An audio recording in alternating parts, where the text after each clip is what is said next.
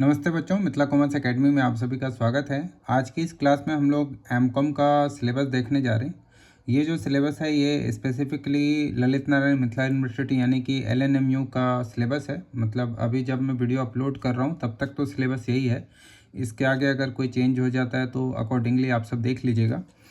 तो फिलहाल चलिए देखते हैं कि क्या है सिलेबस, क्योंकि बहुत सारे बच्चों ने एमकॉम में एडमिशन लिया है तो उनको कन्फ्यूजन रहता है कि एग्जैक्टली सब्जेक्ट्स कौन कौन से हैं। तो मैं यहाँ पे सभी सेमेस्टर के सब्जेक्ट्स आपको दिखा देता हूँ। जैसे कि जो सेमेस्टर 1 है उसमें आप सब्जेक्ट्स देख रहे होंगे यहाँ पर, और मार्क्स भी देख रहे हैं यहाँ पर। उसके बाद कितना कितना परसेंटेज है ये देख रहे हैं, पासिंग मार्क्स वगैरह देख रहे हैं, ठीक है ना। तो जैसे सेमेस्टर 1 में जो है कोई प्रैक्टिकल टॉपिक आपको नहीं मिलेगा। एक मैनेजमेंट कॉन्सेप्ट है, ये भी थ्योरी ही रहता है। स्टैटिकल एनालिसिस है, मैनेजरियल इकोनॉमिक्स है, बिजनेस फाइनेंस है और एनवायरमेंटल करके एक टॉपिक है जो कि पूरा का पूरा थ्योरी होता है, ठीक है। जो सेकंड सेमेस्टर है उसमें ये थोड़ा सा प्रैक्टिकल होता है। एक मैनेजमेंट अकाउंटिंग रहेगा। मार्केटिंग मैनेजमेंट में कुछ ज़्यादा खास रहता नहीं है। फाइनेंशियल मैनेजमेंट एक बहुत ही अच्छा है और ये प्रैक्टिकल टॉपिक भी है। इसको आप सब बहुत अच्छे से पढ़िए, ये बहुत ज़्यादा इंपॉर्टेंट भी है। मैनेजमेंट अकाउंटिंग भी इंपॉर्टेंट है, लेकिन खासकर फाइनेंशियल मैनेजमेंट को जितना ज़्यादा अंडरस्टैंड करेंगे तो आगे चल के आपको बहुत काम आएगा और इसमें स्कोप भी बहुत ज़्यादा है। अगर एमकॉम करने के बाद आप टीचिंग के बारे में सोच रहे हैं तो ये जो सब्जेक्ट है ये ज़्यादा टीचर्स पढ़ाते भी नहीं, मतलब ज़्यादा प्रोफेसर पढ़ाते भी नहीं है। तो ये टॉपिक अगर आप रखेंगे अपना स्पेशलाइज तो और भी ज़्यादा अच्छा रहेगा। ये तो लॉ का पार्ट है, एचआरएम आप सब जानते होंगे, और टूरिज्म एक नॉर्मल टॉपिक है। सेमेस्टर 3 में आप देखेंगे सारा का सारा जो है नॉर्मल टॉपिक है। कॉर्पोरेट डायरेक्ट टैक्स एक थोड़ा सा प्रैक्टिकल है, लेकिन बहुत ज़्यादा प्रैक्टिकल नहीं है, इसमें भी थ्योरेटिकल टॉपिक ही रहता है। एक एंटरप्रेन्योर है। इसके बाद एडवांस अकाउंटेंसी जो है, तो इसमें आपको थोड़ा सा एडवांस अकाउंटेंसी का मतलब ये नहीं समझिएगा कि ये 12th का कोई या बीकॉम का कुछ अकाउंटिंग है।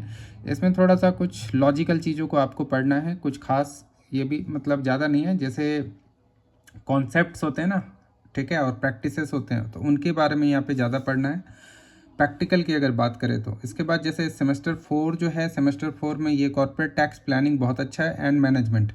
यहाँ पे जीएसटी वगैरह को और क्या क्या आप फाइल करने में, जैसे इनकम टैक्स रिटर्न फाइल करने में क्या दिक्कत आती है, उन सब चीज़ों के बारे में डिस्कशन है।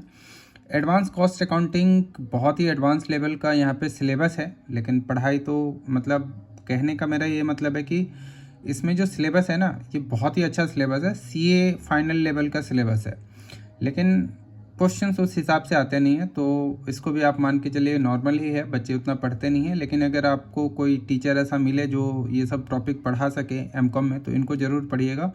ये सब बहुत ज़्यादा काम आता है बाद में चलकर, अगर किसी इंडस्ट्रीज में आप काम भी करेंगे तो भी बहुत ज़्यादा काम आता है। और फिर इसके बाद जो टॉपिक हैं ये सब कुछ ऑप्शनल टॉपिक सब रहते हैं कि स्पेशलाइज आप क्या लेंगे। इसके बाद एचआरएम का स्पेशलाइज है, स्पेशलाइज इन मार्केटिंग है, तो स्पेशलाइज इन फाइनेंस, मतलब इसमें से कोई एक आपको रखना होता है सेमेस्टर 4 में। तो जैसे जैसे आप सेमेस्टर 4 में जाएंगे वैसे वैसे इस सब की जानकारी आपको ऑटोमेटिकली मिलती रहेगी।